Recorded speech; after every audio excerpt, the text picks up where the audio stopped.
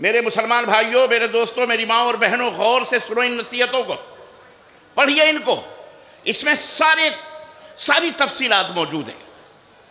یہ جو بڑے بڑے ادارے قائم کیے جا رہے ہیں، یہ جو بڑے بڑے مدرسے قائم کیے جا رہے ہیں، چاہے وہ مدرسہ اصلاح المومنین ہو، چاہے وہ اصلاح المسلمین ہو، چاہے وہ دارالعلوم ہو، چاہے وہ جامعہ سلفیہ ہو، چاہے جامعہ فلاں ہو، اسلام کے نام پر جتنے بھی ادارے قائم کیے جاتے ہیں، بنائے جاتے ہیں اسی جوش اور اسی نیت اور اسی جذبے سے بنائے جاتے ہیں، اور مسلمان اس کو بناتے ہیں، تعمیر کرتے ہیں، تاکہ ان آیتوں کے اوپر عمل ہو سکے جو آیتیں نبی کریم صلی اللہ علیہ وسلم کے اوپر سب سے پہلے نازل ہوئی تھیں۔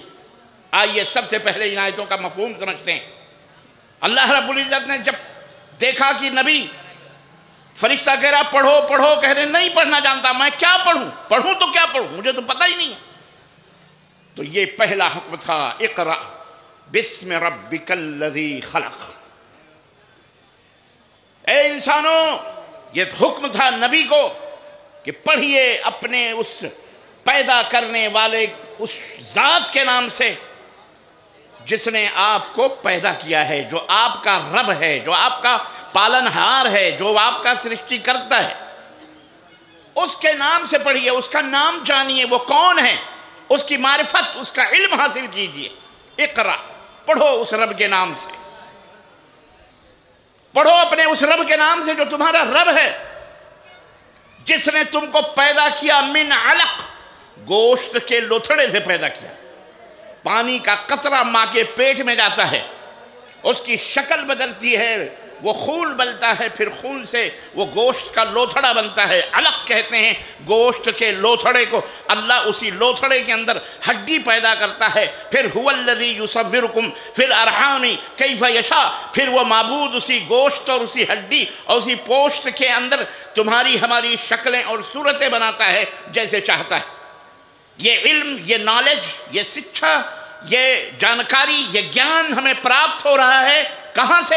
رب کے قرآن سے، کہ ہماری پیدائش کے درجات کیا ہیں، ہماری پیدائش کن کن مرحلوں سے ہوتے ہوتے گزرتی ہے، تب ہم جا کر کے 9 مہینے میں ایک انسان سے پیدا ہوتا ہے، ایک انسان سے نکلتا ہے۔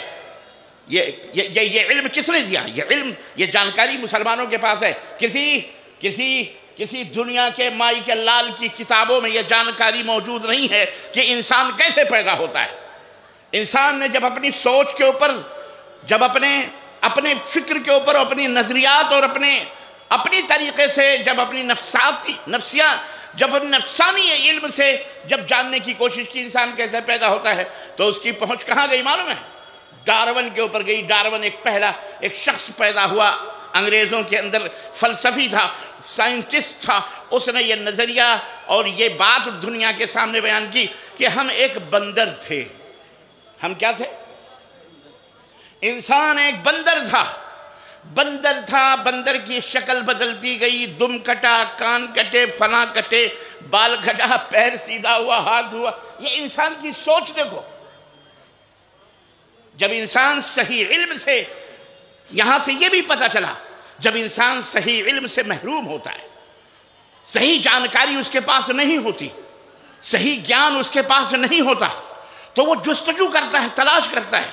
اگرچہ اس کے پاس کوئی صحیح دین، صحیح علم دینے والا پہنچ گیا، پھر تو وہ صحیح راستہ پا لے گا۔ اگر اسے صحیح گیان دینے والا، صحیح شکھا دینے والا، صحیح تعلیم دینے والا، اگر صحیح ہدایت دینے والا اگر اس کے پاس نہیں پہنچا، تو پھر وہ اپنی منمانی جو چاہے گا کرے گا اور جیسے چاہے گا سوچے گا۔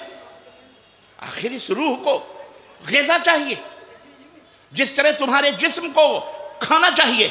بہترین سے بہترین کھانا آپ کی زبان تلاش کرتی ہے، بہترین سے بہترین غذا تلاش کرتی ہے۔ اگر آپ کمزور ہیں تو آپ کے لیے بہترین سے بہترین غذا آپ کے ماں باپ فراہم کرتے ہیں، ڈاکٹر کے مشورے پر عمل کرتے ہیں کہ آپ کا بیٹا کمزور ہے، آپ کی بچی کمزور ہے، آپ کی بیوی کمزور ہے، یہ آپ کا آدمی جو ہے کمزور ہے، اس کو اچھی غذائیں کھلاؤ، یہ بہترین طاقتور ہو جائے گا۔ تب جسم مضبوط ہوتا ہے، خوبرو ہوتا ہے، تو تندرست ہوتا ہے۔ بعین ہی اسی طرح سے یہ روح جو اللہ رب العزت نے ہمارے اندر رکھی ہے، اس روح کے لیے بھی غذا چاہیے، اس روح کے لیے بھی خوراک چاہیے۔ اور آپ کو معلوم ہونا چاہیے اس روح کی خوراک کیا ہے۔ یہ جو جان ہے، یہ جو آتما ہے، جس کو کسی نے نہیں دیکھا. یسألونک عن الروح قل هو من امر ربی. لوگ پوچھتے ہیں روح کیا ہے. اے میرے حبیب کہہ دو تم کو پتہ نہیں ہے روح کیا ہے. روح میرے کہہ دو میرے اللہ کا حکم ہے یہ. وما اوتیتم من العلم الا قلیلا. اور تمہیں بہت تھوڑا علم دیا گیا ہے, بہت چھوٹا گیان دیا گیا ہے. ہر چیز کے بارے میں سوال نہ کرو یہ کیا ہے, وہ کیا ہے, وہ کیا ہے. زندگی بھر آدمی سوال کرتا ہے یہ کیا ہے, وہ کیا ہے, فلاں کیا ہے. ایک جگہ جا کر کے ٹھہر جاتا ہے. یہ زمین, خیر وہ ایک الگ ٹاپک آ جائے گا. عزیزان محترم, جب کہہ رہا تھا میں, جب آج کیونکہ روح کی غذا کیا ہے؟ روح کی غذا علم ہے. روح کی غذا کیا ہے؟ علم. علم مطلب گیان, معلومات. اس روح کو معلومات چاہیے, اور اگر اسے صحیح معلومات نہ دی گئی تو پھر بندر کتا بلی بنتے رہو. وہ کہے گا بندر سے بنا, پھر پتھروں میں بھی جان نکل آئیں گے, اور پھر نہ جانے کہاں کہاں آدمی بھٹکے گا. آپ کو پتہ ہی ہے ہمارے بھارت میں اس کے بہترین نمونے موجود ہیں, کیونکہ ہمارا ملک تو عجوبہ روزگار ہے. پورے دنیا کے اندر تمام ملکوں میں سب سے عجیب و غریب ملک بھارت مانا گیا. عجیب و غریب بھارت مانا گیا. یہ ایسا ملک ہے کہ میں آپ کو کیا بتاؤں, جہاں دودھ کو ندی اور نالوں میں پھینکا جاتا ہے اور موت کو پیا جاتا ہے. یہ عجوبہ ہے کہ نہیں عجوبہ ہے؟ یہ کیوں ہے پتہ ہے؟ یہ گیان, صحیح گیان نہ ہونے کی وجہ سے. کیا کھانا ہے, کیا پینا ہے, کیسے رہنا ہے, کیسے جینا ہے, بندے کو نہیں معلوم. یہ روح بھی بھوکی ہوتی ہے. جیسے آپ بھوکے ہوتے ہیں, آپ کو کھانا چاہیے, ایسے یہ روح بھی, آتما بھی بھوکی ہوتی ہے. اس آتما کو گیان چاہیے. یہ آتما پوچھتی ہے آخر میں کیوں پیدا ہوئی. یہ جان, یہ روح سوال کرتی ہے اس کو بنانے والا کون ہے. اگر اسے صحیح علم نہ دیا گیا, صحیح جانکاری نہ دی گئی, تو پھر بالکل اس کی مثال ویسے ہی ہوگی جیسے کوئی پیاسا ہو, جیسے کوئی سخت قسم کا بھوکا ہو, اس کے سامنے مردار بھی پڑا ہو جس سے وہ نفرت کرتا ہے, ایون اس کے سامنے خنزیر بھی ہو تو اپنی جان کو بچانے کے لیے اس خنزیر کا کھانا وہ گوارا کر لے گا. اس کے سامنے کچھ بھی ہو, پیاس بجھانے کے لیے وہ نہ حرام دیکھے گا نہ حلال دیکھے گا. لیکن اگر اسے صحیح بوتل پانی کا نصیب ہو گیا تو کاہے کو جائے گا وہ ریت والا اور گندا پانی, اور جہاں لوگ پیشاب کرتے ہیں وہ پانی پیے گا, ہرگز نہیں پیے گا, صاف اور ستھرا پانی پیے گا. بالکل اسی طرح آتما اور روح کی پیاس جب لگتی ہے تو وہ بھٹکتی ہے چاروں طرف. جب اسے صحیح گائیڈنس نہیں ملتی, صحیح گیان نہیں ملتا, صحیح علم نہیں, تو پھر وہ سورج کو بھی اپنا بنانے والا سمجھ جاتی ہے, وہ چاند کو بھی اپنا بنانے والا ماننے لگتی ہے روح, وہ زمین کو بھی اپنا ماننے والا بنانے لگتی ہے, اور کچھ نہیں پاتی تو اپنے روح کی شانتی کے لیے اپنے ہی ہاتھوں سے پتھروں کو تراش کر, مٹیوں کو جوڑ جاڑ کر, اس کے اندر سے اس کی شکل و صورت بنا کر اپنے مرضی سے. 2 ہاتھ والا کچھ نہیں کرتا, 10 ہاتھ والا زیادہ پاورفل ہوتا ہے, تو 10 ہاتھ بنا کر کے اسی کے سامنے اپنے سروں کو جھکا دیتے ہیں کہ یہ بہت پاورفل ہے. 1 منڈی والا کچھ نہیں کر سکتا تو 5 منڈی ادھر 5 منڈی ادھر, اس طرح سے 10 منڈیوں والا انسان بنا کر کے شو کیا جاتا ہے. یہ بہت طاقتور ہے, یہ بہت بڑا. اس طرح سے وہ اپنے آتما کی, اپنے روح کی پیاس کو بجھانے کی کوشش کرتا ہے. یہاں پر عزیزان محترم, اگر آپ مسلمان ہیں, ہم مسلمان ہیں, تو یہاں پر ہمیں اپنے رتبے کا, اپنے مقام کا, اپنے وجود کا, اور اپنے دنیا میں رہنے کی اہمیت کا, اور اپنے گیان کا, اپنے قرآن کی اہمیت کا, اللہ کی قسم میں فخر تو نہیں کرتا, نہ فخر کرنے کی میں تعلیم دیتا ہوں, بلکہ میں یہ ضرور کہوں گا کہ اللہ کا شکر ادا کرنا چاہیے کہ رب کعبہ نے, رب ذوالجلال نے ہمیں اپنی معرفت عطا فرمائی, ہمیں اپنا علم عطا فرمایا. ہماری رہبری کے لیے حضرت محمد الرسول اللہ جیسا عالم اور جیسا معلم کائنات بھیجا، اور اللہ تبارک و تعالیٰ نے ہمیں اپنی پہچان اور اس کی معرفت کے لیے رب تعالیٰ نے قرآن کریم جیسی کتاب ہمارے لیے نازل فرمائی، اور اس کے اندر سب سے پہلا حکم جو دیا، اقرأ بسم ربک الذی خلق، اے انسان تیرا پیدا کرنے والا تیرا رب ہے جس نے تجھے گوشت کے لوتھڑے سے بنایا ہے، اسی رب کے نام کو یاد کر، ذکر کر، اس کا علم اور اس کا گیان حاصل کر۔ یہ سب سے پہلی وحی تھی۔ آپ کو اپنی اہمیت کا پتہ چلا؟ بولو کہ آپ کتنے اہم ہیں اس سنسار کے لیے۔ آپ کبھی کتوں کے بھونکنے سے آپ بھونکنا نہ شروع کریں، نہیں سمجھ میں بات آئی؟ کتا کسی کو کاٹے تو آپ بھی کتے کو کاٹو گے؟ ہے کوئی ایسا بیوقوف، ایسے آدمی کو بیوقوف کہتے ہیں؟ عقل مند آدمی وہ ہے جو کتا بھونکے تو اپنا دامن بچا کے چپ چاپ نکل جائے۔ کتے سے نہیں لڑنا چاہیے، کیا ضرورت ہے؟ کوئی سر پھرا ملے گا، 2 ڈنڈے مار دے گا، وہی پوں پوں پوں کر کے بھاگ جائے گا۔ وہ تم کہے گو یہ گناہ مول لیتے ہو؟ آپ مومن ہیں، آپ کا رتبہ ایمان والا ہے، آپ پوری دنیا کے مصلح ہیں، آپ اللہ تعالیٰ نے آپ کو چوائس کیا ہے، منتخب کیا ہے تاکہ آپ پوری دنیا کے رہبر اور رہنما بنیں۔ کنتم خیر امہ اخرجت للناس تأمرون بالمعروف وتنہون عن المنکر وتؤمنون باللہ۔ یہ تؤمنون باللہ کا تمغہ جو ہے، یہ گولڈ میڈل جو ہے، یہ جو آپ کے سر کے اوپر تؤمنون باللہ کی تم اللہ کے اوپر ایمان اور یقین رکھتے ہو، یہ جو تاج ہے تمام انسانوں سے جدا کر دیتا ہے مسلمان کو، ایک مومن کو، اور اس کے فریضے کو اسے یاد دلاتا ہے کہ اے محمد الرسول اللہ صلی اللہ علیہ وسلم کی امت کے لوگوں، اے اللہ کے بندو سنو، میں نے تمہیں تمام پچھلی امتوں میں سب سے اعلیٰ رتبہ اور سب سے مقام اعلیٰ عطا فرمایا، تم سب سے بہترین امت ہو، کیونکہ تم بھلائیوں کا حکم دیتے ہو، برائیوں سے لوگوں کو روکتے ہو، تم سچائیوں کو پھیلاتے ہو، تم خیر کو بانٹتے ہو، تم بہترین علم لوگوں کے اندر تقسیم کرتے ہو، برائیوں سے لوگوں کو بچاتے ہو، برائیوں سے لوگوں کو روکتے ہو۔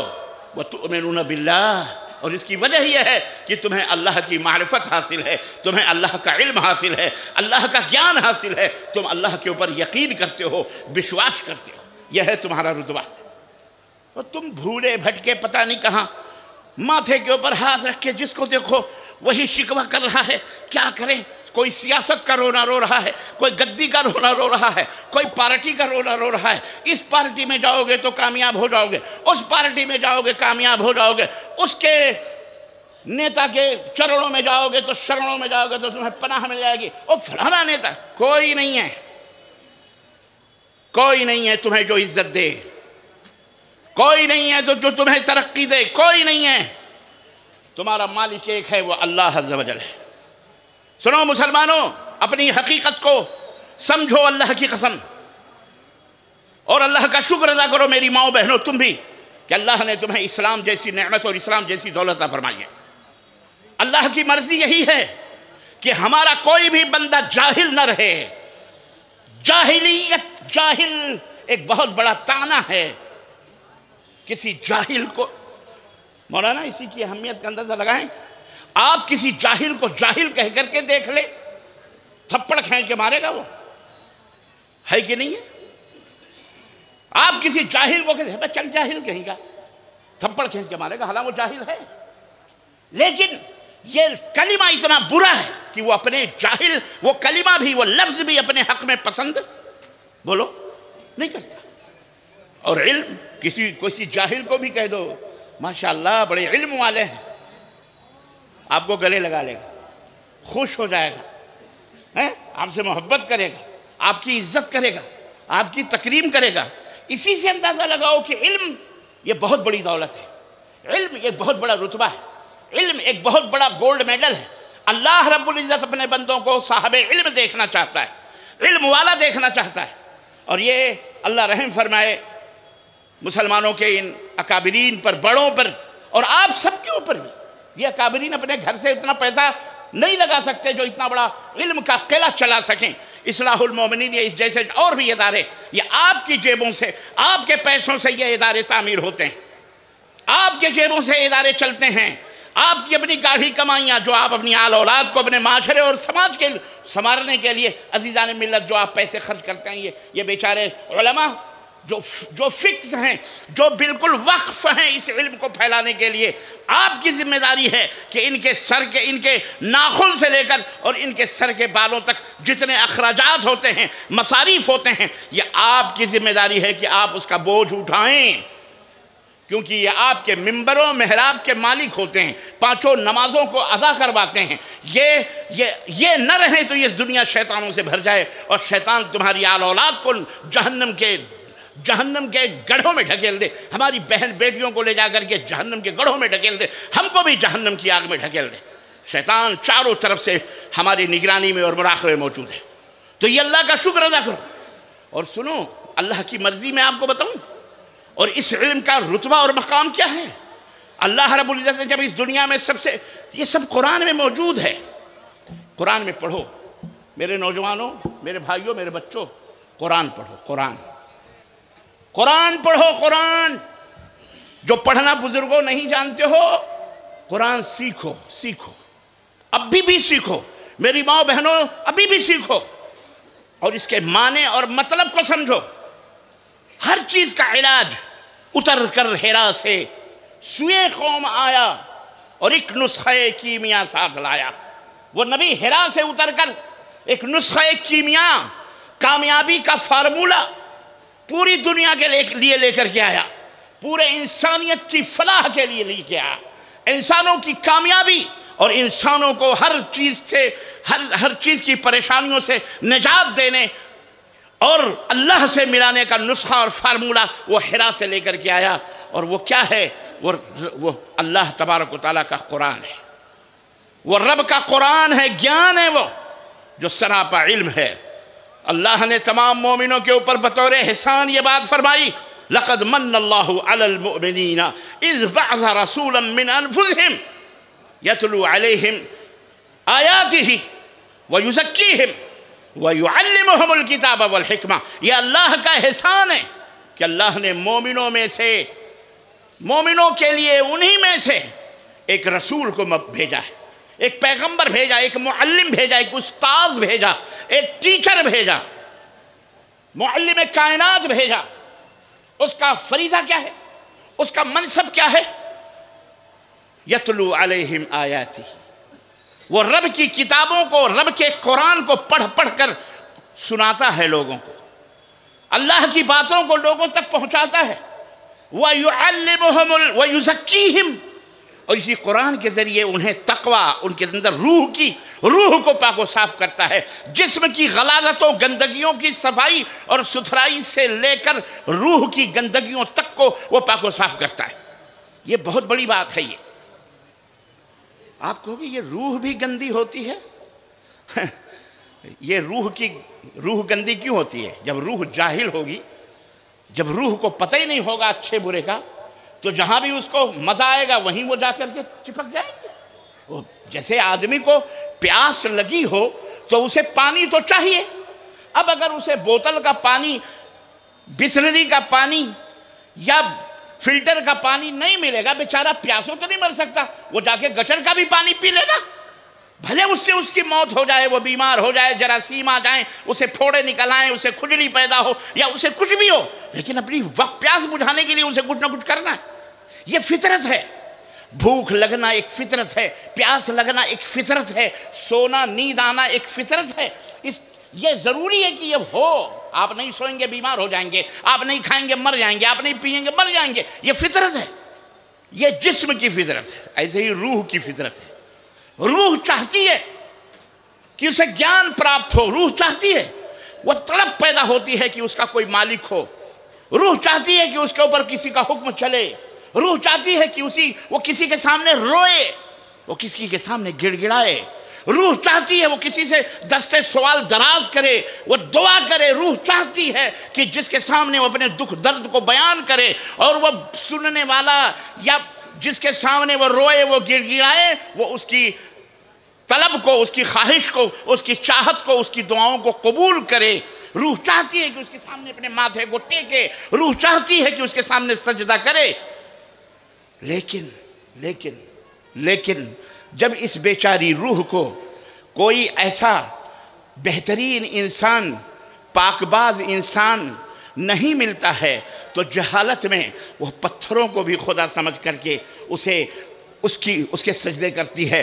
بڑے بڑے بادشاہ، بڑے بڑے حکمران، بڑے بڑے لیڈر، بڑے بڑے نیتا مٹیوں سے، اپنے ہاتھوں سے بنائے ہوئی مورتیوں کو ایشور اور بھگوان اور پرماتما کہہ کر کے اس کے سامنے سو جاتے ہیں۔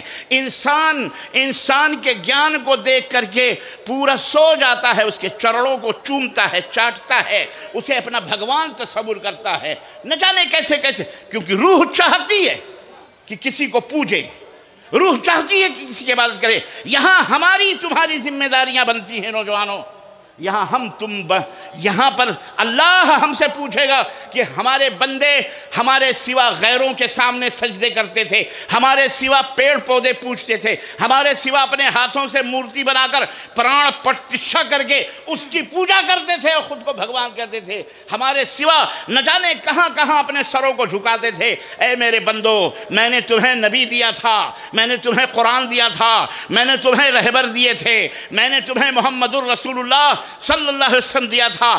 آخر یہ بتاؤ قرآن سے تم نے کیا حاصل کیا تھا؟ قرآن کو پڑھا تھا کہ نہیں پڑھا تھا؟ اپنے مالک کو پہچانا تھا کہ نہیں پہچانا تھا؟ اپنے دین اسلام کا گیان حاصل کر کے، اپنے نبی کی سیرت کو پڑھ کر کے، اپنے نبی کے طور اور طریقے کو جان کر کے بھلا بتا کہ تو نے اس کے اوپر کہاں تک عمل کیا؟ میرے بندوں تک میرے قرآن کو پہنچایا کہ نہیں پہنچایا؟ میرے نبی کی سیرت کو پہنچایا کہ نہیں پہنچایا؟ تو اے میرے نوجوانوں، اے میری ماؤں بہنوں اور اے میرے بچوں، اگر تم نے یہ کام نہ کیا ہوگا تو کل قیامت کے دن اللہ کو کیا جواب دو گے؟ تمہیں کھڑا ہونا پڑے گا رب کے سامنے اور اپنی ذمہ داریوں کے بارے میں تمہیں اللہ پوچھے گا۔ یاد رکھو، یہ صرف علماء کی ذمہ داری نہیں ہے، یہ آپ سب کی ذمہ داری ہے۔ اس لیے ضروری ہے کہ اللہ تعالیٰ نے آگاہ کیا ہے، آتما چاہتی ہے تو آپ اسے صحیح رہنمائی کرو، اسے صحیح گائیڈ کرو کہ تمہیں جھکنا بھی ہے، تمہیں پوجا کرنی ہے، تمہیں کسی کے سامنے ہاتھ پھیلانا ہے، تو تمہیں کسی کے سامنے رونا اور گڑگڑانا ہے، تمہیں کسی کو اپنا خدا تصور کرنا ہے، اگر کسی کو اپنا مالک و مولا ماننا ہے، اگر کسی کے سامنے دعا کرنی ہے تو تم یہ مخلوقات ہیں، یہ تو پیدا کی ہوئی چیزیں ہیں، یہ کیا تمہیں دے سکتی ہیں؟ یہ تو خود محتاج ہیں، یہ تو خود زندگی اور موت کی مالک نہیں ہیں، یہ ان کا مالک، اس کی پوجا کرو جس نے ان کو پیدا کیا ہے، جس نے ان کو پیدا کیا ہے۔ ان تمام کائنات کو کس نے پیدا کیا؟ بولو، اللہ۔ یہ معرفت آپ کو سب سے پہلے ہونی چاہیے، تب جا کر کے ان بیچارے لوگوں تک، اپنے بھارت کے لوگوں تک پہنچاؤ گے۔ آپ نہیں پہنچاؤ گے تو آپ ان کے دشمن ہیں، آپ مجرم ہیں، آپ اپرادھی ہیں، آپ آروپی ہیں، کیونکہ آپ نے ان بیچاروں کو جان بوجھ کر جہنم کی طرف جانے دیا، نرک کی طرف ڈھکیلا آپ نے، کیونکہ آپ نے انہیں سچا گیان نہیں دیا، انہیں اللہ کی پہچان نہیں بتلائی، نبی کی تعلیم ان تک نہیں پہنچائی۔ اللہ نے تمہیں قرآن دیا تھا، بتلایا تھا، علم حاصل کرو سب سے پہلے اپنے مالک کا، اور اس کے بعد رسول اللہ صلی اللہ علیہ وسلم کی سیرت کے اوپر عمل کرتے ہوئے پوری دنیا کے اندر اس گیان کو بانٹ دو، اس علم کو پھیلا دو۔ آپ نے یہ کام نہیں کیا ہوگا تو اللہ کے سامنے آپ کیا جواب دیں گے؟ سنو، یہ کوئی نبی کائنات صلی اللہ علیہ وسلم سے ہی یہ سلسلہ نہیں قائم ہوا ہے کہ سب کو علم دیا جائے، نہیں، رب کی تو بہت پرانی خواہش، جب سے اللہ تبارک و تعالیٰ نے حضرت آدم کو بنایا اور بنا کر کے جب تیار کیا، سنو، یہ ہے، یہ ڈارون کا نتیجہ ہے، کتے بلی سے انسان بنا۔ ایک قرآن کا عقیدہ ہے، یہ نظریہ نہیں ہے، نظریے جھوٹ ہوتے ہیں، فلسفہ نہیں ہے، قرآن کی صداقت ہے، سچائی ہے، رب کا کلام ہے، مالک و مولا کی بانی ہے۔ یہ اللہ نے قرآن کریم کے اندر فرمایا کہ ہم نے انسان کو جب بنایا کیسے بنایا، اور پھر کیا کیا چیزیں ہوئیں۔ اللہ نے فرمایا وَإِذْ قَالَ رَبُّكَ لِلْمَلَائِكَةِ إِنِّي جَاعِلٌ فِي الْأَرْضِ خَلِيفَةً قَالُوا أَتَجْعَلُ فِيهَا مَن يُفْسِدُ فِيهَا وَيَسْفِكُ الدِّمَاءَ وَنَحْنُ نُقَدِّسُ بِحَمْدِكَ اللہ تبارک و تعالیٰ نے جب فرشتوں سے کہا میرے فرشتوں میں ایک انسان بنانا چاہ رہا ہوں، میں ایک انسان پیدا کرنا چاہ رہا ہوں، میں ایک انسان کی تخلیق کرنا چاہ رہا ہوں، فرشتوں نے مخالفت کی، اللہ سے کہنے لگے ایسے ہی انسان کس کو بنائے گا جو دنیا کے اندر فتنے پیدا کریں گے، فساد پیدا کریں گے۔ اے اللہ ہم تیری حمد و ثنا بیان کرتے ہیں، ہم تیری تعریف و توصیف کرتے ہیں، اے اللہ ہم تو تیری عبادت و بندگی کے لیے کافی ہیں، اللہ اکبر تو انسان کو کیوں پیدا کرے گا؟ قال انی اعلم ما لا تعلمون، میں جو جانتا ہوں وہ تم نہیں جانتے، میں انسان کو بناؤں گا۔ اللہ نے حضرت آدم کو بنایا، حضرت آدم کی کوئی پتلا تیار ہوا، خود اللہ رب العزت نے اپنے ہاتھوں سے حضرت آدم کے پتلے کو تیار کیا، اس کے اندر روح ڈالی۔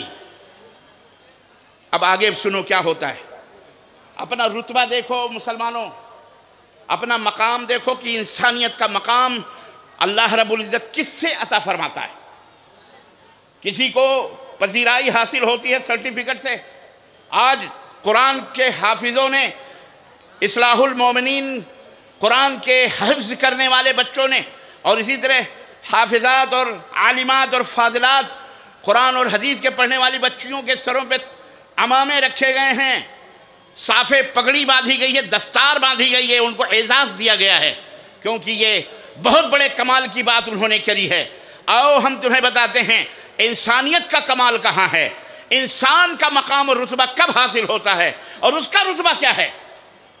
اللہ تبارک و تعالیٰ نے جب حضرت آدم کو تیار کیا تو جب مکمل ہو گئے حضرت آدم، اللہ نے فرمایا میں جو جانتا ہوں تم نہیں جانتے۔ اللہ رب العزت وعلم آدم الاسماء كلها ثم عرضهم على الملائكة فقال انبئوني باسماء هؤلاء قالوا سبحانك لا علم لنا الا ما علمتنا انك انت العليم الحكيم۔ سلنڈر ہو گئے فرشتے۔ اللہ رب العزت نے فرمایا آدم علیہ السلام کو علم عطا فرمایا، وعلم آدم الاسماء كلها، اللہ نے آدم کو پوری روئے زمین کے ناموں کا گیان بخش دیا، علم دیا آدم علیہ السلام کو، گیان دیا، جانکاری دی، معلومات دی۔ ثم عرضهم على الملائکہ، پھر آدم کو فرشتوں کے دربار میں پیش کیا۔ فرشتے قال یا آدم انبئهم باسمائهم، قال یا اللہ تبارک فرشتوں سے کہا تم بتاؤ ناموں کو۔ انہوں نے کہا ہمیں کیا معلوم، جو تو نے ہمیں بتایا ہے وہی ہمیں پتا ہے، اس سے زیادہ تو ہم کو پتا نہیں۔ تو اللہ رب العزت نے آدم سے کہا اے آدم تم بتاؤ اب نام کو۔ فرشتوں کو علم نہیں ہے جس جو علم میں نے تمہیں دیا ہے، فرشتوں کو اتنا ہی علم ہے جتنا ان کے پاس ہے، لیکن جو تمہیں ہم نے علم دیا ہے ایکسٹرا علم دیا ہے، وعلم آدم الاسماء كلها، پورے ناموں کو حضرت آدم کو بتا دیا تھا، سکھا دیا تھا اللہ نے۔ جب آدم نے قال یا آدم انبئهم باسمائهم فلما انباهم قال الم اقل لكم اني اعلم غیب السماوات والارض واعلم ما كنتم تبدون ولا تكتمون۔ جب آدم علیہ السلام نے فر اللہ کے دیے ہوئے گیان، اللہ کے دیے ہوئے علم کے بارے میں تمام ناموں کو بتلانا شروع کیا، یہ فلاں ہے، یہ فلاں ہے، یہ فلاں ہے، یہ دریا ہے، یہ پہاڑ ہے، یہ چاند ہے، یہ سورج ہے، یہ آسمان ہے، یہ فلاں ہے، یہ مرد ہے، وہ پورے ناموں کا شمار کرنا شروع کیا۔ تب اللہ تبارک تعالیٰ نے فرمایا ہاں فرشتوں تم نے مخالفت کی تھی اسی انسان کی، اور کہا تھا اس کے فتنہ پیدا کرے گا، اس کو جو علم حاصل ہے وہ تمہیں بھی وہ علم حاصل، بولو تم نے بھی عاجزی کی، تم نے بھی انکساری کی، تمہیں بھی وہ علم حاصل نہیں۔ میں نے تم سے کہا تھا کہ مجھے زمین اور آسمان کے اندر ہر پوشیدہ راز کا پتہ ہے، میں ہر چھپی ہوئی اور ظاہر چیز، مخفی اور پوشیدہ اور ظاہر سب چیزوں کو جاننے والا ہوں۔ اللہ رب العزت نے یہ ہے، پھر اس کے بعد رتبہ گولڈ میڈل دے رہا ہے اب اللہ، یہ پورا علم عطا کرنے کے بعد میں فرشتوں کے سامنے اب انعام عطا فرما رہا ہے۔ قال وَإِذْ قَالَ رَبُّكَ، یہ سورہ بقرہ کی شروع کی آیتیں ہیں یہ، وَإِذْ قَالَ رَبُّكَ لِلْمَلَائِكَةِ اسْجُدُوا لِآدَمَ، ہم نے گیان دے دیا آدم کو، علم دے دیا، اب رتبہ اور مقام کیا ہے۔ اے فرشتوں اس انسان کو جسے ہم نے اپنے ہاتھوں سے یہ شاہکار بنایا ہے، یہ بہترین قد و قامت کا جسے مالک بنایا ہے، لقد خلقنا الانسان من احسن تقویم، تمام مخلوقات میں سب سے بہترین پیکر اور سب سے خوبصورت جسم اور سب سے بہترین موضوع قد و قامت اور جسم کا یہ حسین سراپا جس مخلوق کو ہم نے عطا کیا وہ انسان ہے۔ لقد کرمنا بنی آدم، جسے ہم نے ساری مخلوقات کے اوپر سب سے اسے مکرم بنایا ہے، محترم بنایا ہے۔ اے میرے فرشتوں، اس کا سجدہ کرو۔ اس کا کیا کرو؟ سجدہ کرو، سجدہ کرو۔ سجدہ جانتے ہو کوئی معمولی عبادت نہیں ہے، یہ کوئی معمولی چیز نہیں ہے۔ انسان کی ذلت کی آخری انتہا ہے سجدہ، جہاں آدمی اپنے ناک کو، اپنے ہاتھوں کو، اپنے پیشانیوں کو زمین پر رکھ دیتا ہے، اسے نہ دائیں دیکھتا ہے، نہ بائیں، نہ آگے، نہ پیچھے، نہ اوپر نہ نیچے، اسے کچھ نظر نہیں آتا۔ گردن جب جھکا دیتا ہے تو سراپا سرنڈر ہو جاتا ہے۔ مطلب کوئی گردن مار بھی دے تو اس بیچارے کو پتہ ہی نہیں۔ اے اللہ، میں نے اپنے سر کو جھکا دیا سر، خلاص۔ اور ناک زمین پر رگڑنا، ناک زمین پہ ٹکانا، یہ سب سے انتہائی عاجزی اور ذلت کا مقام ہوتا ہے۔ یہ اللہ نے فرشتوں سے کہا سجدہ کرو، چلو سجدہ کرو۔ کس لیے سجدہ ہوا آدم کا بھیا؟ بولو جزاکم اللہ خیر۔ کس لیے؟ علم کی وجہ سے۔ علم یہ وہ دولت ہے، یہ روپے پیسے تمہارے پاس ہزاروں ہیں، کروڑوں روپے کے تم مالک ہو، لاکھوں بگہوں کے تم زمیندار ہو، اور تمہارے محلے کا جھوپڑی میں رہنے والا اصلاح المومنین کا ایک ادنا سا طالب علم غریب، جس کے سینے میں رب کا قرآن ہے، جس نے قرآن کو سیکھا ہے، پڑھا ہے بہترین آواز سے، جب وہ تمہاری مسجد کے اندر داخل ہوتا ہے تو تم بہت بڑے مالدار اور بہت بڑے زمیندار اور بہت بڑے ٹھیکیدار، تم بہت بڑے انسپیکٹر، پرائم منسٹر، مکھ منتری جو بھی ہونے کے باوجود بھی امامت کے مصلی پر اپنا قائد، اپنا امام تم کس کو بناتے ہو؟ اسی حافظ کو، اسی عالم کو جس کے سینے میں رب کا قرآن ہے، جس گیان نے اسے یہ رتبہ عطا فرمایا کہ تمام دولتوں کو تم بھول کر اس غریب کے بچے کو مصلی پر کھڑا کرتے ہو۔ یہ رتبہ کہاں سے ملا؟ کس نے دیا؟ اسے علم نے دیا۔ تو اے مسلمانوں، تمہیں اللہ کا علم حاصل ہے، اللہ کا گیان حاصل ہے، تم کبھی مایوس نہ ہو۔ کتے بھونکتے ہیں، بھونکنے دو، چلانے دو، جس کو درد ہوتا ہے وہی چیختا ہے۔ اذان ہوتی ہے تو نبی نے فرمایا فرشتہ ہوا چھوڑتے ہوئے بھاگتا ہے، کیونکہ اس کو بڑی تکلیف ہوتی ہے۔ جدھر دیکھو ہوا چھوڑتے ہوئے بھاگتا ہے۔ ہوا چھوڑتے ہوئے بھاگتا جانتے ہو کس کو بولتے ہیں؟ سمجھ رہے ہو نا؟ اس کی تشریح کی تو ضرورت نہیں، برہٹ والوں بولو، جھارکھنڈ کے لوگوں، ہوا گندگی چھوڑتے ہوئے بھاگتا ہے، پوپو پوپو کرتے۔ آج بھی بہت سارے لوگوں کو اذان سے بڑی تکلیف ہو رہی ہے، بس سمجھ جاؤ یہ کون لوگ ہیں، کہنے کی کیا ضرورت ہے۔ جنہیں اذان سے تکلیف ہو رہی ہے، نماز سے تکلیف ہو رہی ہے، مسجد سے تکلیف ہو رہی ہے، قرآن سے تکلیف ہو رہی ہے، اور خود مسلمان سے تکلیف ہو رہی ہے، مسلمان سے تکلیف ہو رہی ہے۔ بہت سارے لوگوں کو مسلمان سے بھی تکلیف ہوتی ہے۔ ایک دیوی ہیں مہاراشٹرا میں نے آج ہی کوئی ایک کلپ دیکھی، وہ کہہ رہی ہیں ہندوستان میں رہنا ہوگا، جے شری رام کہنا ہوگا۔ ہم نے کہا بڑے میاں تو بڑے میاں، چھوڑے میاں سبحان اللہ، انہیں دیکھو کہاں سے آئی ہیں۔ جسٹ کسی نے کہا ذرا رکو، پوز کھول دیا، پوری فلمی سٹائل کی کہیں کی تھی ناچنے گانے والی، وہ یہ جملے کہہ رہی تھی سیاسی سٹیج پہ کھڑا۔ یہ ہنسنے کی بات نہیں ہے، میں کہتا ہوں اس میں بھی ہماری آپ کی کمی ہے۔ آپ کو اپنے ہی دین کا پتہ نہیں یارو، یہ ہزاروں کا مجمع ہے چاروں طرف۔ اگر یہ بندے ناچیز آپ سے پوچھے یا کہ اسلام کس کو کہتے ہیں، اللہ کی قسم بتلا رہا ہوں چند ایسے خوش نصیب ہوں گے جو صحیح بتا سکتے ہیں، ورنہ اکثر کہیں گے نماز روزہ پڑھنے والے کو اسلام کہتے ہیں۔ اسلام نماز روزے کو کہتے ہیں۔ اسلام کس کو کہتے ہیں؟ نماز روزے کو اسلام کہتے ہیں۔ مسلمان کس کو کہتے ہیں؟ جو نماز روزہ پڑھے وہی مسلمان ہے۔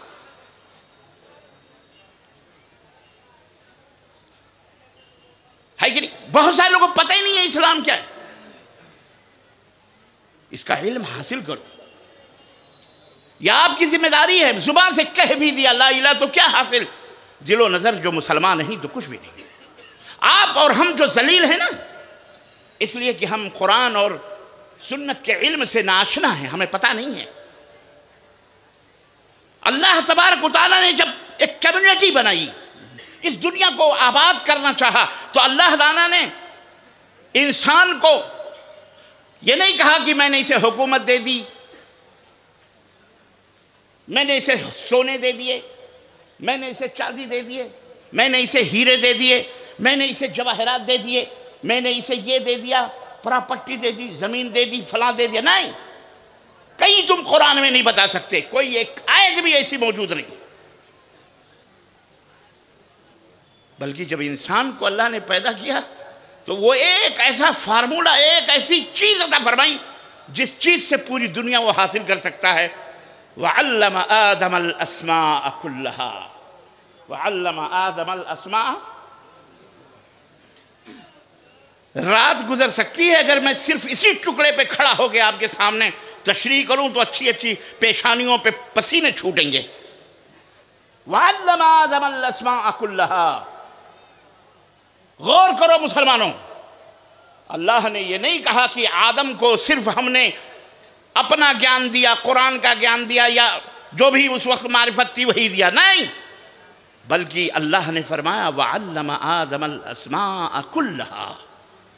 تب وہ مسجود ملائک ہوئے، تب فرشتوں نے انہیں سجدہ کیا، تب اللہ رب العزت نے حکم دیا سجدہ کرو.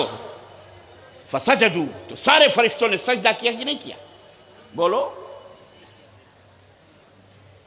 میں علماء حضرات سے بڑے ادب کے ساتھ دارالعلوم کھولو، لیکن یہ دارالعلوم صرف فارسی کی پہلی کتاب میزان منشیب، نحو میر اور قطبی اور فقہ اور اصول فقہ اور اسی پر مبنی نہیں ہونا چاہیے.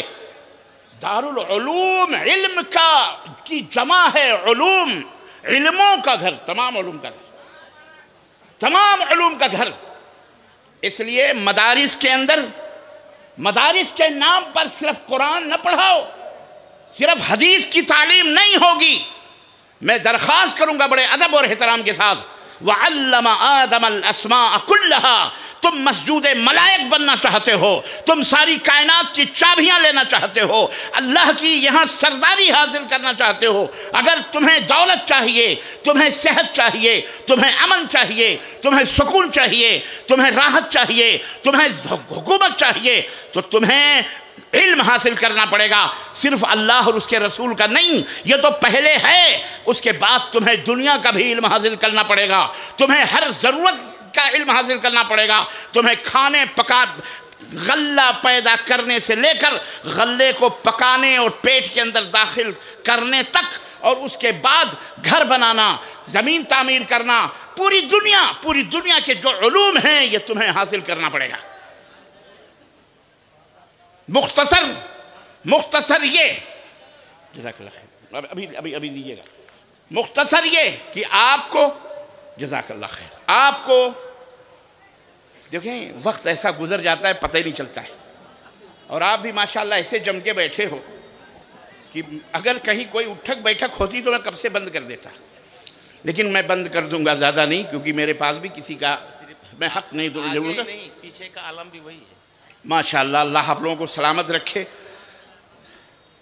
اللہ آپ کو بھی کرسیاں عطا فرمائے گی، آپ بیٹھ جاؤ. کرسیوں کا تو سارا جھگڑا ہے. تو میرے مسلمان بھائیوں، میں علماء سے کہوں گا، ہمیں اگر بھارت کے اندر، تو ایک بات تو علم کی ہے، اور نبی کی سیرت بھی ہم کو یہی بتاتی ہے کہ نبی جو غار حرا سے سب سے پہلا پیام لے کے آئے، وہ کون سا پیام تھا؟ بولو زور سے، علم پڑھو. پڑھو، یہی تھا نا،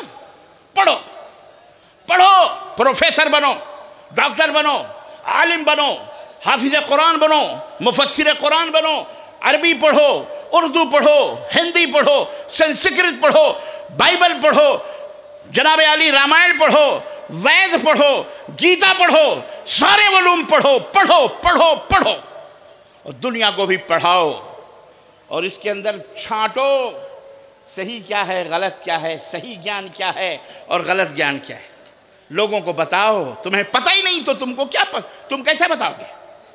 اس لیے آج سے یہ اپنے دماغوں اور ذہنوں سے یہ بات نکال دو اور پوری دنیا کو بتا دو کہ مولوی صرف اردو عربی فارسی نہیں جانتا، مولویوں کو الحمدللہ سنسکرت بھی آتی ہے، انگلش بھی آتی ہے، اردو بھی آتی ہے، ہندی کے اندر بہترین بھاشن دینے والے بنے، ان کی اپنے بھاشا میں جو سادھو سنت بولتے ہیں اس طرح کی زبان استعمال کرو۔ اگر بھارت کی زمین میں تمہیں اچھا گیان دینا ہے، لوگوں تک اس پیغام کو، اس میسج کو پہنچانا ہے، تو اپنے بچوں کو سنسکرت پڑھاؤ، بہترین ہندی پڑھاؤ، اردو اردو اردو اردو اردو۔ تم اتنے پیچھے پڑے کہ دنیا سمجھنے لگی یہ بھی مسلمان ہے، اسی کو قتل کر دو، ختم کر دو۔ ہیں یہ کچھ زبان کوئی مسلمان ہے؟ بس زبان ہے، زبان ہے۔ تم لوگوں نے، آپ نے یہ ظلم ڈھایا، آپ نے اور ہمارے مولوی حضرات نے، اللہ انہیں ہدایت دے، علماء نے کیا اردو ہی میں، اردو میں، اردو۔ ارے بنگلہ بھی پڑھو، تمل ناڈو والے اردو نہیں بولتے، ہندی نہیں بولتے، تمل میں بہترین مسلمان بھی غیر مسلم بھی، کیرلا والے ملیالم میں بھی اردو نہیں جانتے، وہ ہندی نہیں جانتے۔ آپ لوگ تو بہار اور جھارکھنڈ کے لوگ ہو، آپ کو تو پورے ہندوستان کا پتہ ہے، کیونکہ آپ کے ملک میں آپ کو رہنے کہاں دیا جاتا ہے؟ آپ تو بھاگ بھاگ کے دوسرے اسٹیٹوں میں جا کے روزی کماتے ہو۔ عیش تو یہاں کے لیڈر کرتے ہیں، بیٹا گھر خالی ہے، مزے مارو۔ ہمارے لوگ کہاں گئے؟ کمانے گئے، وہاں سے ٹیکس آ رہا ہے، بھیجا جا رہا ہے، کھا رہے۔ ووٹ دینے کے لیے وہاں سے ٹرینیں بھر بھر کے آتے ہو، کہاں جا رہے ہیں؟ لیڈر چننے جا رہے ہیں۔ کیا بدھو پنی ہے؟ لیڈر چنو تو لیڈروں کے کالر پکڑ کے بولو کہ ہمیں ادیوگ دیو، فیکٹری لگاؤ، کمپنی لگاؤ۔ دوسرے اسٹیٹ کے اندر بہار بنگال کے نام پہ ہمیں گالیاں دی جاتی ہیں، ذلیلو۔ حق رکھتے ہو کہ نہیں رکھتے ہو؟ بولو اپنے دیش میں۔ میں سیاسی بات نہیں کرتا، لیکن اپنی آنکھیں کھولو، دنیا کہاں سے کہاں جا رہی ہے۔ یہاں کے لوگوں کو ستا کر گلف کے اندر، دنیا کے اندر بھیج کر یہاں کے نیتا لیڈر عیش و عشرت کر رہے ہیں، ان کے اپنے بچے۔ اور یہاں اسٹیٹوں کے اندر ہمیں ساؤتھ انڈیا، کوئی جو ہے کیا کہتے ہیں بنگلور، کوئی کرناٹکا، کوئی مہاراشٹرا، وہاں بامبے کے اندر جا کر کے بیچارے بھاجی پاؤ بیچ کر کے پیسے کما کر کے یہاں بھیجتے ہیں، اور یہاں ٹانگ پھیلا کر کے یہاں کے نیتا لیڈر سو رہے ہیں۔ کوئی ادیوگ نہیں ہے، کوئی کمپنی نہیں ہے، کوئی فیکٹری نہیں ہے۔ دوسرے اسٹیٹوں میں کیا زمین سے سب نکل رہا ہے؟ ہمیں گالیاں دی جاتی ہیں، ہمیں بھگایا جاتا ہے، ہمیں مارا جاتا ہے کہ نہیں مارا جاتا؟ تانے دیے جاتے ہیں۔ تو اور ووٹ دینے کے لیے آپ تو خوب آتے ہو، تو جیسے ووٹ دیتے ہو ویسے اپنا حق بھی لینے کی ہمت کرو، جرت کرو۔ یہ ہے علم، یہ ہے گیان، یہ بھی دیکھو۔ ہر زبان سیکھو، ہر زبان سیکھو، انشاءاللہ۔ بولو انشاءاللہ۔ مدارس کے اندر جہاں قرآن پڑھائے جائیں گے وہاں ہمیں رامائن کا بھی گیان ہوگا، وہاں سنسکرت بھی پڑھائی جائے گی۔ دنیا والوں کو بتا دو، بھارت کے لوگوں، ہم کوئی معمولی چیز نہیں ہیں، ہم پوری دنیا کے قائد ہیں، رہنما ہیں۔ ہم اس بھارت کی دھرتی کو امن و شانتی کا گہوارہ بنانے والے لوگ ہیں۔ ہم نفرتوں کے سوداگر نہیں، ہم محبتوں کے پیامبر ہیں۔ ہمیں اسلام نے ہمیں پیغام محبت دے کر کے بھیجا ہے، امن و سلامتی کا پیغام۔ ہم چلتے پھرتے، اٹھتے بیٹھتے، گھروں کے باہر، دکانوں میں، مکانوں میں، مسجدوں میں، سڑکوں پر، چوراہوں پر، سب کو ہم سلام کرتے ہیں، السلام علیکم، جاؤ سلامت رہو ہمیشہ، اللہ تمہیں سلامت رکھے۔ بول لو، کہتے کہ نہیں ایسے؟ ہر بھاشا، ہر برادری کا بھاشا الگ الگ نہیں بولتے۔ وہ ہماری برادری کا ملے تو اپنے حساب سے اپنے بھگوان کو یاد کریں، وہ اس کی برادری کا ملے جے جے جے جے فلان تو اس کے برادری، جے جے کھلا تو جے جے فلان تو پتہ نہیں کیا کیا۔ یہ سلام ہمارے ہاں صرف ایک، ہم اتحاد و اتفاق کے قائل ہیں، پوری دنیا کو ایک پلیٹ فارم پہ لانا چاہ رہے ہیں۔ یہ ہے گیان، یہ رسول اللہ صلی اللہ علیہ وسلم نے دیا، یہی اللہ کا مزاج، یہی اللہ کی سوچ، اور یہی اللہ ہم کو آپ کو سکھانا چاہ رہا ہے۔ چند باتیں تھیں یہ جو میں نے آپ حضرات کی خدمت میں رکھی ہیں۔ اللہ عز و جل سے دعا ہے کہ کہنے اور سننے سے زیادہ عمل کرنے کی اللہ ہمیں توفیق عطا فرمائے، اور بارہا ہماری صفوں میں اتحاد و اتفاق عطا فرمائے۔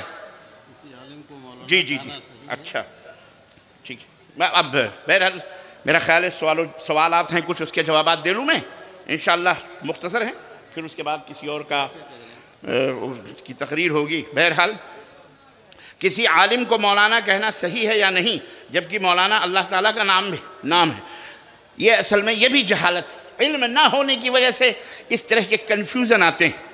کاش آپ کو علم ہوتا تو آپ بھی مومن ہیں آپ کی نہیں مومن بولو، اور اللہ بھی مومن ہے، تو آپ کو مومن کہنا چھوڑ دیں؟ نہیں، یہی بات ہے. آپ بیٹھیں. آپ اصل میں مولانا یعنی ہمارے سردار اللہ کے رسول صلی اللہ علیہ وسلم نے فرمایا کہ میں جس کا مولا ہوں علی اس کے مولا ہے. یعنی میں جس کا دوست ہوں، مولا کے معنی دوست بھی ہوتے ہیں. مولا کے معنی بولو دوست بھی ہوتے ہیں. یہ ولی سے ہے، ولی مولا ولی دوست. تو اللہ کے نبی نے فرمایا کہ انا مولا، کیا ہے وہ حدیث، میں جس کا دوست ہوں علی بھی اس کے دوست ہیں. تو مولا میں جس کا دوست ہوں، مولا انا میں جس کا دوست ہوں، تو دوست مولانا ہمارے دوست. تو کوئی حرج نہیں ہے کسی صاحب علم کو جس نے قرآن و حدیث کا علم حاصل کیا ہو اس کو مولانا کہنا، یعنی ہمارے دوست یا ہمارے سردار. اس میں کوئی قباحت اور کوئی حرج کی بات نہیں. قبرستان کے اندر جھاڑیاں اور گھاس پھوس کو صاف کرنے کے لیے آگ جلا سکتے ہیں یا نہیں جلا سکتے؟ نہیں جلا سکتے بلکہ اسے انتہائی حکمت کے ساتھ اس کو صاف صفائی کر لیں، یہی اس کا طریقہ ہے. جلانا ولانا نہیں چاہیے وہاں آگ وغیرہ. کیا فرماتے ہیں علماء دین شرح متین سلسلے میں کہ بعض لوگ کرسی کے اوپر بیٹھ کر نماز پڑھتے ہیں؟ قرآن و حدیث سے مدلل جواب، کرسی کے اوپر بیٹھ کر نماز ہوگی یا نہیں؟ دیکھو قرآن و سنت کے اندر ہر چیز تو آپ یہ کہو گے کہ کرسی کا لفظ ہو فلاں کا لفظ ہو، ایسا تو نہیں ملے گا، کیونکہ یہ چیز بہت خاص ہو جاتی ہے.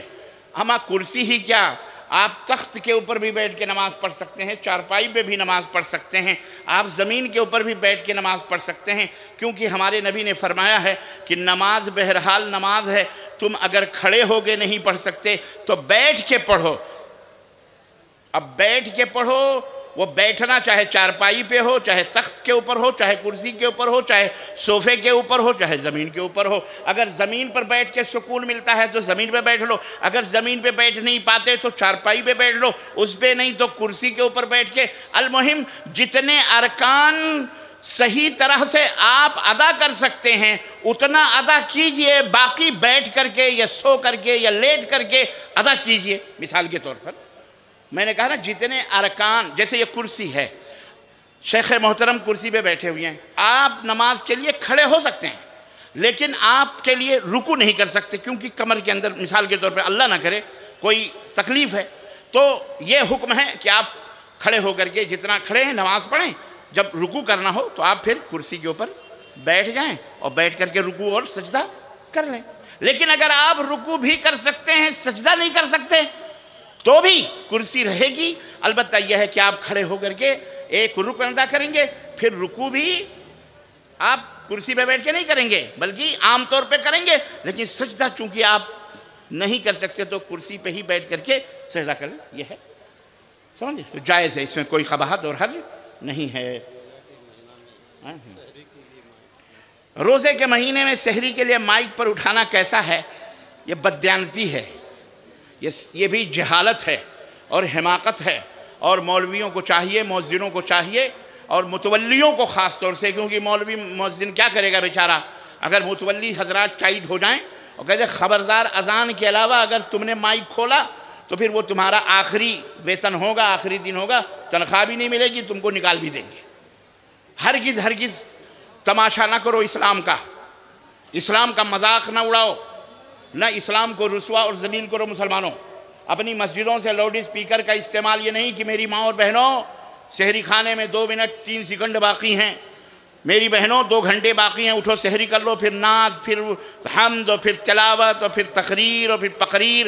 یہ سب تمام کی تمام سب چیزیں اذیت اور نقصان پہنچانے والی اسلام اور مسلمانوں کو ہیں، جس کا شریعت سے کوئی تعلق نہیں ہے. آپ یہ نہ کہو قرآن پڑھنے سے منع کر رہے ہیں، ہم قرآن پڑھنے سے نہیں منع کر رہے ہیں، لیکن بے وقت کی راگنی اچھی نہیں ہوتی. جب جس کا وقت ہے وہ وقت پہ ادا کیا کرو. نماز پڑھنا اچھی بات ہے، لیکن یہ نہیں کہ ظہر کی نماز آپ عشاء میں پڑھو اور عشاء کی نماز آپ ظہر میں پڑھو. الٹی حرکتیں نہ کیا کرو. سمجھے بات کہ نہیں سمجھے؟ اس لیے منع کیا جائے تمام متولی حضرات سے. مسجدوں کے مائک صرف اذان کے لیے کھلیں گے جب اذان سحری کی اذان ختم ہوگی، یعنی جب سحری ختم ہو جائے اذان ہو جائے. یہ نہیں کہ اب بس سحری کا ٹائم ختم ہو گیا اب سحری کھانا بند کر دو. تم نے تو کسی کا ٹھیکہ لیا ہوا ہے؟ یہ غلط بات ہے.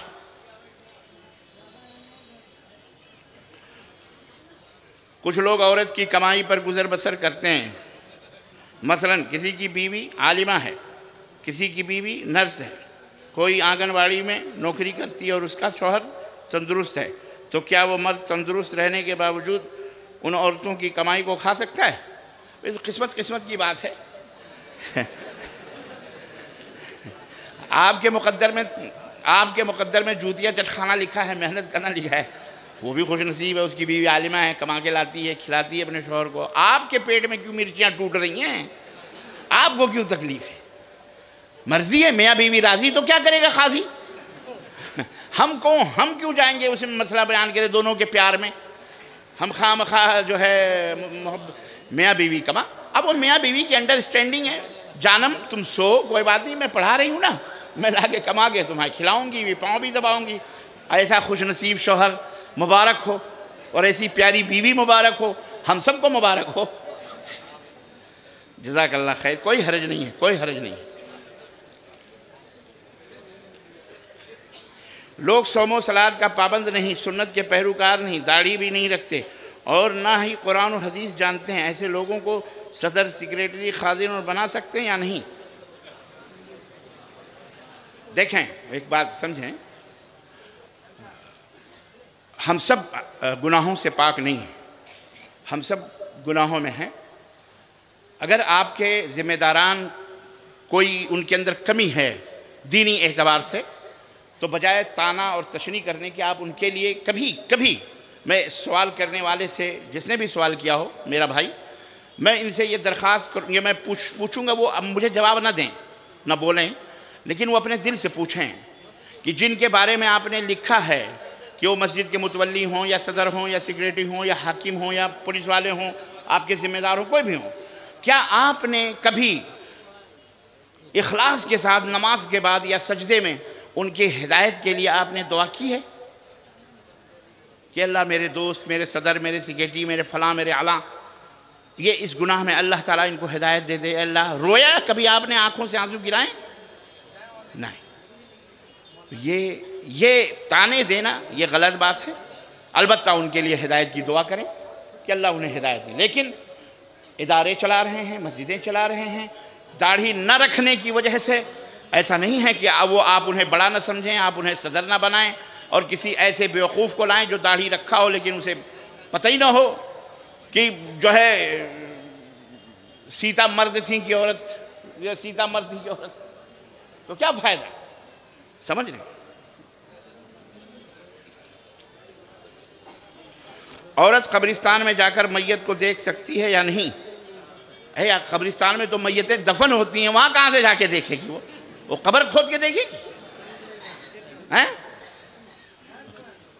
کہاں؟ ہاں گھر پر اپنے میت کو دیکھ لے، کیا حرج ہے؟ اس کا باپ ہے، اس کا شوہر ہے، اس کا بیٹا ہے، اس کا بھائی ہے، اس میں کیا قباحت ہے؟ میت دیکھ سکتی ہے اور شوہر اپنی بیوی کو دیکھ سکتا ہے. یہ تو کچھ لا علم جاہلوں نے کہہ دیا ہے کہ عورت مر جائے تو اس کی چارپائی بھی اس کا شوہر نہیں چھو سکتا ہے. معلوم ہے آپ لوگ؟ بیچارے شوہر کو وہیں سے الگ کر دیتے ہیں. نہیں، اب یہ تیری بیوی نہیں رہی، اب اس کی چارپائی کے قریب بھی مت آنا، چھونا بھی نہیں، دیکھنا بھی نہیں. میں نے کہا اچھا، وہ جو لوگ جنازہ اٹھا کر کے چارپائی قبرستان تک لے جاتے ہیں سینکڑوں کندھے بدل کر کے، وہ کون ہیں؟ یہ تو بیچارہ حقیقی شوہر ہے. اور جو کندھے بدل کے لے جاتے ہیں مرنے کے بعد، وہ سب کون ہو گئے اس کے؟ یہ سب حماقت والی بات ہے. میت کو گھر میں، ارے یار آپ لوگ بہت شور کر رہے ہو، آپ ہی لوگ بول لو، آپ ہی لوگ شور کر لو تو ٹھیک ہے. میں ختم کر دے رہا ہوں. خلاص پڑھا.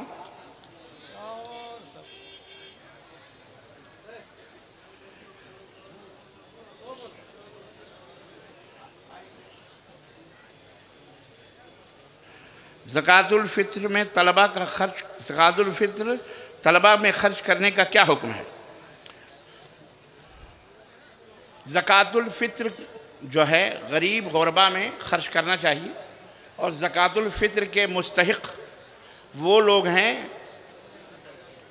جو زکوٰۃ کے مستحق ہیں، جو زکوٰۃ کے جو مستحق اللہ تعالیٰ نے بیان فرمائے ہیں، للفقراء والمساکین والعاملین علیہ، وہ پورے 8 مصاریف ہیں نا، وہ 8 مصاریف جتنے بھی ہیں وہ زکوٰۃ الفطر اس کے مستحق ہیں۔ تو طلبہ بھی غریب غربا میں آتے ہیں، ان کے لیے بھی کھلانے میں کوئی حرج نہیں ہے۔ زکوٰۃ الفطر غربا اور مساکین کے پاس عید کی نماز سے پہلے پہنچنا چاہیے یا بعد میں؟ جبکہ ہمارے ہاں زکوٰۃ الفطر عید کی نماز کے بعد غربا میں نہیں، نماز سے پہلے ہی غربا اور مساکین میں اسے پہنچا دینا چاہیے، تقسیم کر دینا چاہیے۔